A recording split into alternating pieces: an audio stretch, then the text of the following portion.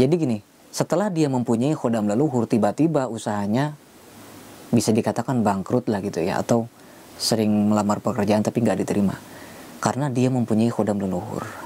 Nah, ini yang menarik.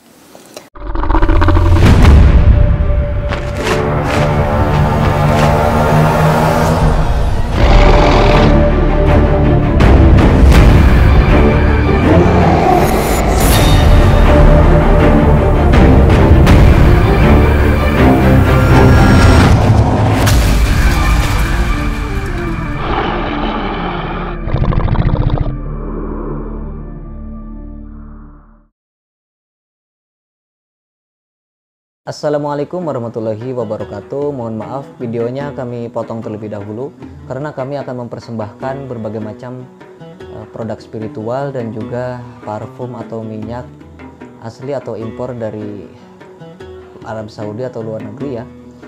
Salah satunya adalah minyak misik hitam, minyak misik putih, minyak misik kobra, minyak kasturi kijang dan lain sebagainya.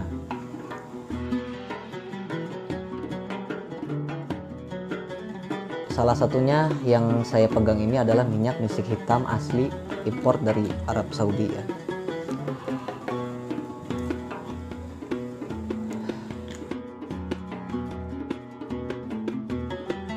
Minyak seperti ini bisa kita gunakan dalam beribadah, dalam menjalankan aktivitas, dan untuk sarana bermeditasi, wirid, majelis taklim dan lain sebagainya.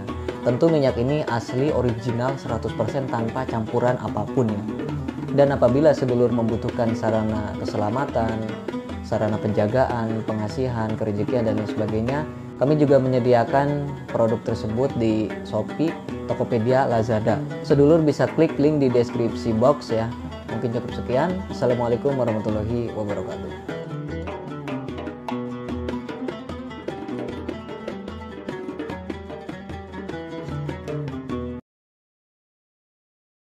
Assalamualaikum warahmatullahi wabarakatuh. Ketemu lagi dengan saya Ki Bagus Purwas. Salam spiritual.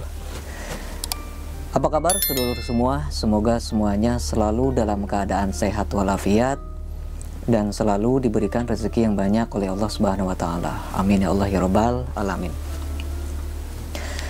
Jadi sedulur semua, pada video kali ini saya kembali lagi hadir untuk menemani sedulur semua. Kita akan kembali lagi membahas tentang dunia spiritual, dunia supranatural, dan juga dunia ilmu kegoiban. Nah, sedulur, jadi ini ada pertanyaan dari salah satu subscriber dari Jakatirta 3698. Ki, next video tentang khodam harimau putih leluhur sama khodam kakek berjubah putih, berjenggot panjang putih, dan bersorban putih, membawa tongkat dan tasbih. Nah sedulur, setelah saya membaca postingan ini, komen dari salah satu subscriber tentang pembahasan khodam leluhur yang berwujud macan putih ya. Jadi saya teringat dengan salah satu khodam milik teman saya, bisa dibilang salah satu murid saya juga yang belajar di Padepokan. Kenapa kok saya langsung teringat ke orang tersebut? Ya mungkin beliau juga mungkin tonton nih video ini. Jadi gini, beliau itu memiliki sebuah khodam yang mendampingi. Itu dari golongan khodam leluhur ya. Dan wujudnya memang itu macan putih. Kalau bahasa Jawa disebutnya macan putih ya. Sebenarnya kalau bahasa Indonesia sih harimau putih sebenarnya. Macan putih ini sebutan orang-orang Jawa. Jadi kan harimau itu kan disebutnya macan. Kalau di Sunda harimau itu disebutnya maung gitu ya. Nah, macan putih ya ini berarti harimau putih gitu ya berarti. Kalau macan ya berarti macan tutul gitu kan. Nah, beliau ini mempunyai salah satu khodam dari leluhur ya, khodam titisan dari leluhur, wujudnya macan putih. Jadi sedulur, kenapa kok saya pembahasan seperti ini? Karena gini, banyak orang yang mengidolakan, banyak orang yang mendambakan khodam-khodam dari leluhur gitu ya. Padahal selama ini saya tidak pernah membahas tentang sisi negatifnya. Saya hanya membahas keseluruhan, 90,9% itu hanyalah manfaatnya, kelebihannya, terus kemudian kesaktiannya, dan masih banyak lagi. Tapi padahal kalau saya bongkar semuanya, sebenarnya ada beberapa kejelekan daripada khodam leluhur yang menitis kepada kita sebenarnya gitu. Salah satunya yang akan saya bahas ini ya. Jadi si Akang tadi kan dia tuh bertanya sama khodam pakai berjubah putih, jenggot panjang putih, bersorban putih mah. Itu salah satu bentuk wujud ya, visualnya gitu ya. Ya intinya tetap si khodam-khodam leluhur ya. Yang kita bahas adalah khodam leluhur. Nah, jadi sedulur, beliau itu sering curhat kepada saya bahwa usahanya itu sering bisa diibaratkan tidak berkembang gitu ya. Usahanya tidak berkembang dan setiap kali melamar pekerjaan gitu ya selalu ditolak, dan banyak lah ya. Jadi kalau saya sebutkan semua, saya merasa kasihan juga terhadap orangnya gitu ya. Karena ya selain memang cobaan dari Gusti Allah ya, tapi sebenarnya memang ada suatu hal yang menghalangi sebenarnya gitu. Jadi cobaan yang datang dari Gusti Allah itu kan semuanya itu melalui pelantara, nggak mungkin langsung jatuh cobaan gitu ya, nggak mungkin. Pasti ada sesuatu pelantara yang menyumbat usahanya gitu ya. Apa nih yang bisa yang menyebabkan usaha kita itu tersumbat, sehingga kita itu diuji supaya kita bersabar dalam menghadapi cobaan tersebut melalui usahanya tersumbat gitu. Usahanya nggak maju-maju, melamar pekerjaan nggak diterima-terima, itu salah satu cobaan. Nah, sedangkan disebutnya ya penghalang atau cobaan itu dari bentuk apa gitu ya. Nah, jadi beliau itu cobaannya itu berbentuk dari khodam leluhur, sedulur. Lah kok gitu? Iya. Jadi gini, setelah dia mempunyai khodam leluhur, tiba-tiba usahanya bisa dikatakan bangkrut lah gitu ya, atau sering melamar pekerjaan tapi nggak diterima karena dia mempunyai khodam leluhur. Nah, ini yang menarik.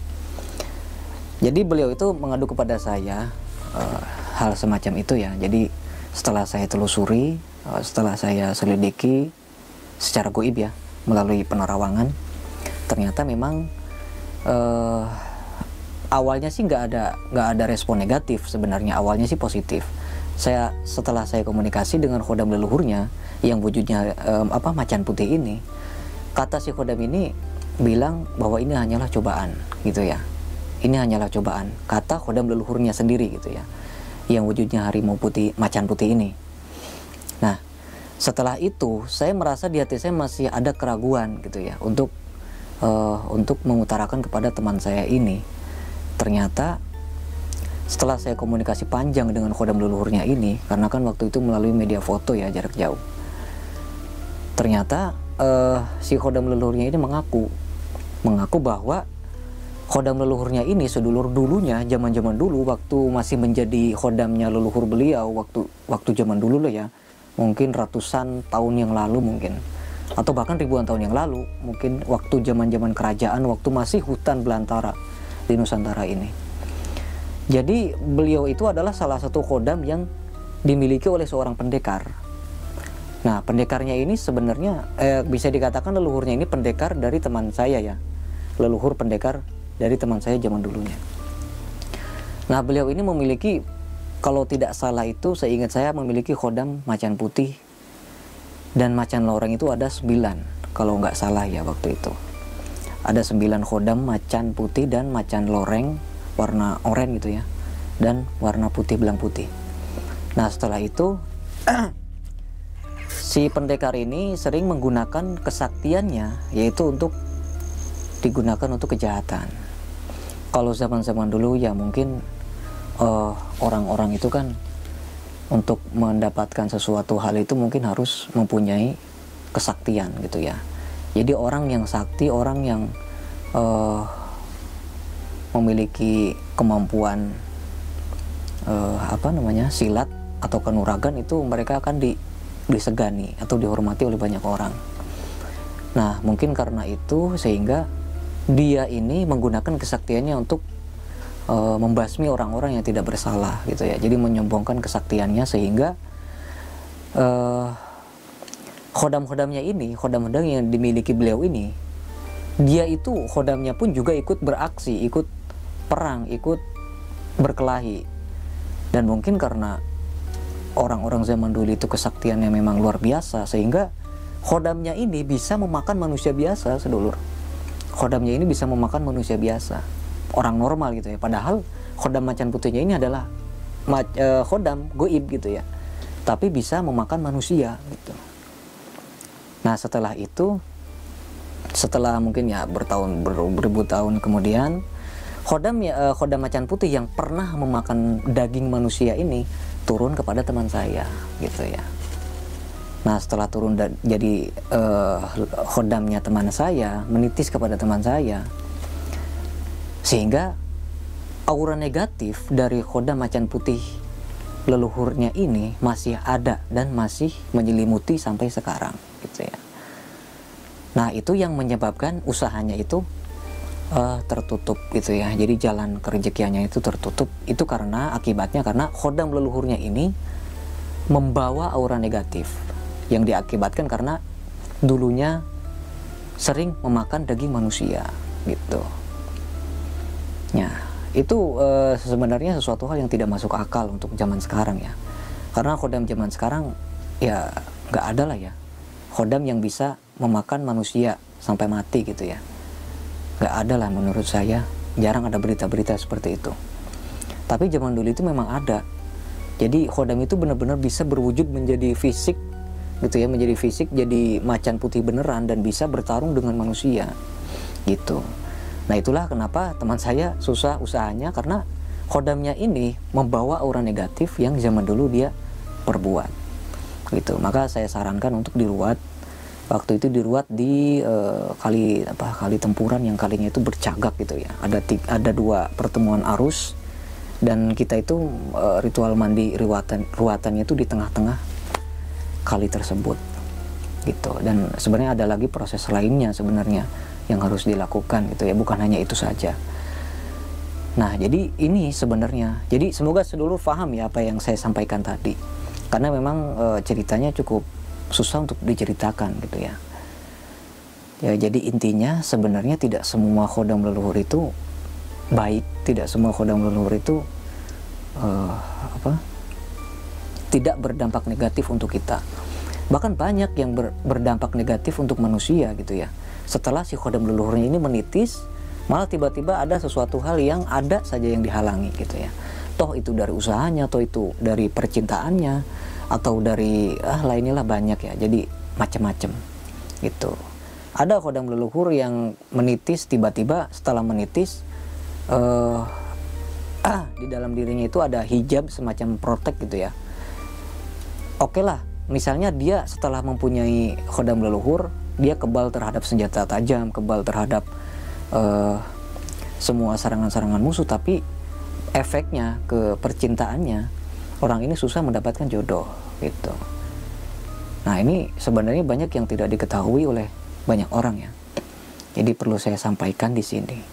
Makanya kita sebaiknya kalau kita memang ingin mengetahui silsilah khodam leluhur kita dari mana, namanya siapa, cara berkomunikasinya dari mana, dan dia itu keahliannya apa dalam dunia spiritual gitu ya. Kan kadang ada tuh yang ya sesuai dengan kemampuannya waktu dulu. Kalau memang kemampuan waktu dulu itu mereka sering berperang, saktiana berperang, maka setelah menitis ke kita ya gunanya buat itu, buat penjagaan, menyerang musuh jarak jauh dan lain sebagainya gitu. Atau misalnya khodam leluhur kita itu zaman dulunya seorang penari atau mungkin sinden dan lain sebagainya, ya setelah nitis ke kita maka biasanya akan berpengaruh terhadap pengasihan gitu ya. Jadi diri kita akan memancarkan aura pengasihan terhadap lawan jenis gitu. Nah, namun tetap aja sih yang namanya khodam leluhur itu ya harus diselaraskan, harus dibersihkan dulu. Apabila memang sudah mendampingi kita, seharusnya dibersihkan dulu gitu ya. Ibarat anak yang baru lahir, ya kita syukuran dulu gitu sebenarnya, supaya membersihkan dampak negatif yang mereka bawa pada zaman-zaman dulu, dosa-dosa, perbuatan-perbuatan yang negatif yang mereka lakukan pada zaman dulu ya, selama mengikuti leluhur kita yang memiliki khodam tersebut gitu.